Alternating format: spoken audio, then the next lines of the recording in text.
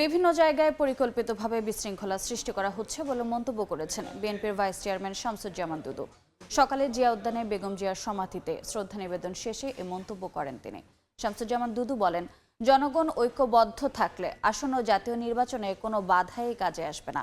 অবাধ সুষ্ঠু নির্বাচন নিশ্চিত করতে সবাইকে ঐক্যবদ্ধ থাকার আহ্বান জানান তিনি। বলেন, বেগম খালেদা জিয়ার মৃত্যুতে আওয়ামী লীগেরও দায় রয়েছে। বেগম জিয়ার আদর্শ অনুসরণ করা মানেই গণতন্ত্রের পথে এগিয়ে যাওয়া বলেও মন্তব্য করেন শামসুজ্জামান দুদু। এর আগে বিএনপি চেয়ারপারসনের উপদেষ্টা আব্দুস সালাম এবং এনডিএমের চেয়ারম্যান ববি হাজ্জাজ আসেন সমাধিস্থলে শ্রদ্ধা জানাতে। শ্রদ্ধা জানানো শেষে তারা বলেন, বেগম জিয়ার আদর্শ সামনে রেখে তারেক রহমানের নেতৃত্বে আগামী নির্বাচনে জয়ী হবে বিএনপি। নানান জায়গায় যেভাবে বিশৃঙ্খলা সৃষ্টি করার চেষ্টা করা হচ্ছে, নির্বাচন খুব অল্প দিনের মধ্যে, সেই জন্য আমাদেরকে ঐক্যবদ্ধ থাকতে হবে যাতে শান্তিপূর্ণভাবে একটি নির্বাচন অনুষ্ঠিত হয়।